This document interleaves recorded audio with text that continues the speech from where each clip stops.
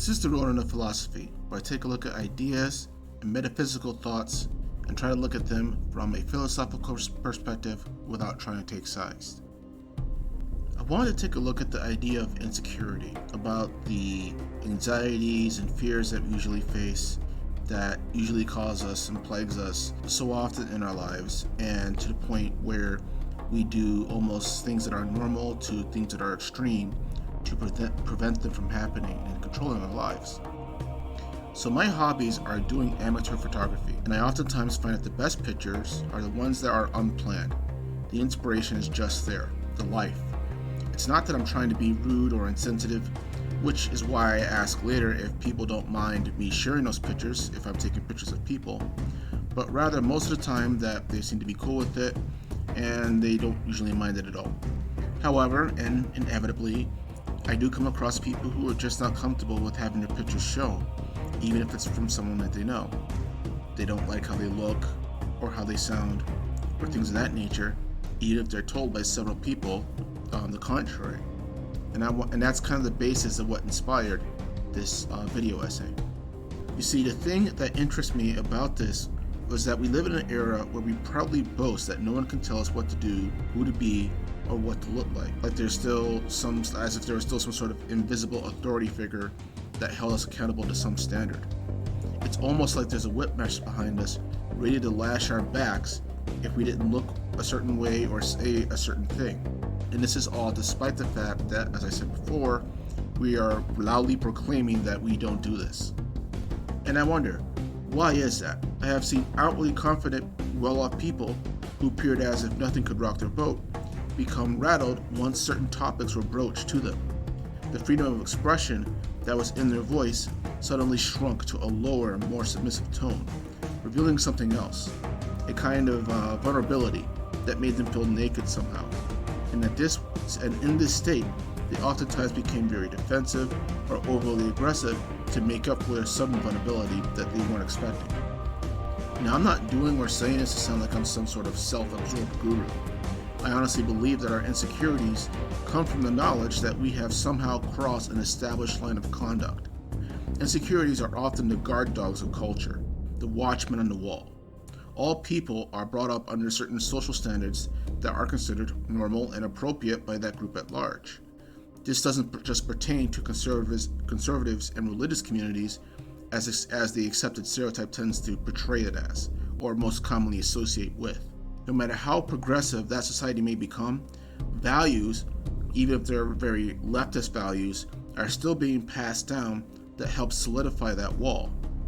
Whether or not it's swearing or not to swear, or just being politically correct, they are all elements of conformity at work. Most often, these securities seem to align themselves with those norms, and they often come with their own sets of punishments for those violations as well. Most often, the usual punishment for that is shame. That sense of damnation that we feel as if our own worth as a human being was somehow downgraded by this whatever this rule was that we had just broken. As well as this, there's also the fear of becoming a social pariah or just a total reject.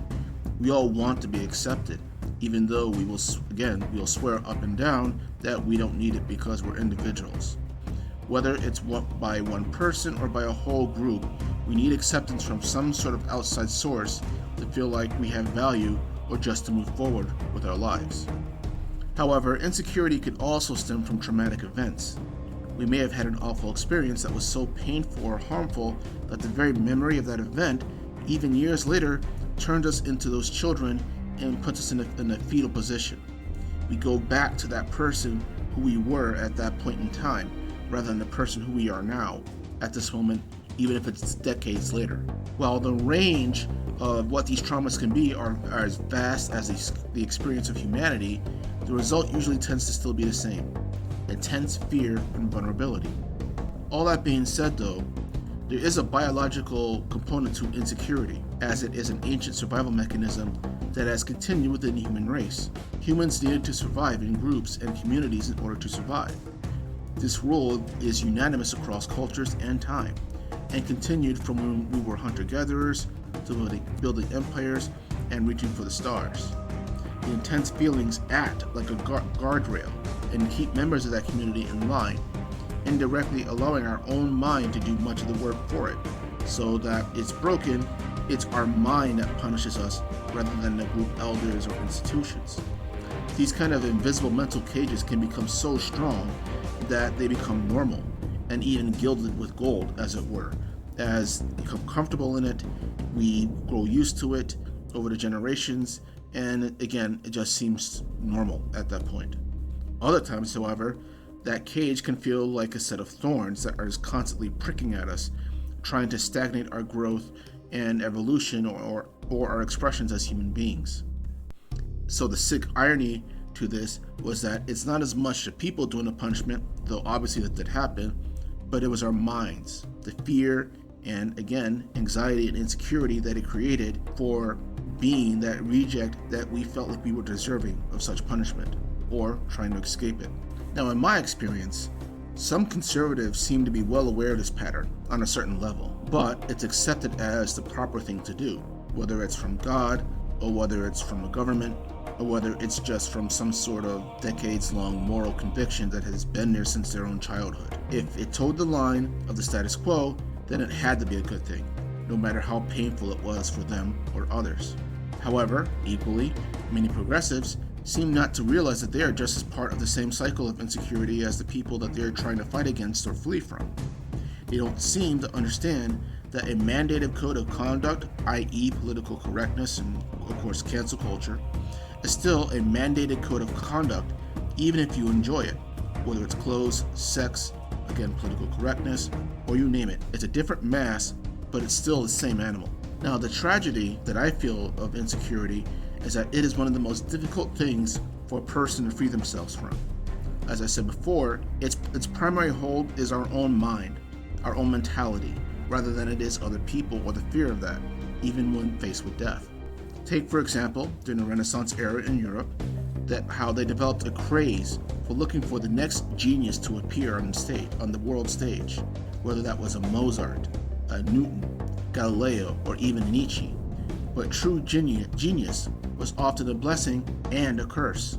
Someone who thought outside the established box may be praised as a god for a while, but were often loaded with their own insecurities that their adoring public could barely grasp. Many of them went through life as misunderstood people and suffered severe depressions, and suicide could be very common.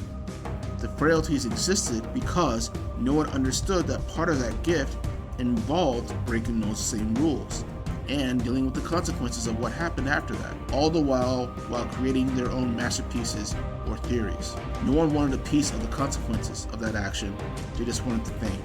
Now, all that said, the reward for becoming free of insecurity was to have a true and unhindered mind and state of being, and a true understanding of themselves.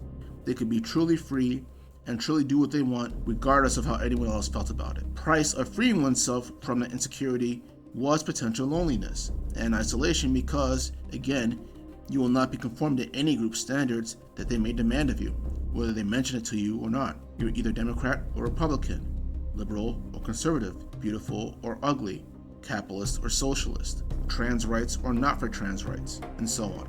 Whether or not insecurity is actually a healthy thing is debatable. It might depend on our own point of view and our own personal beliefs and biases of what is truly important.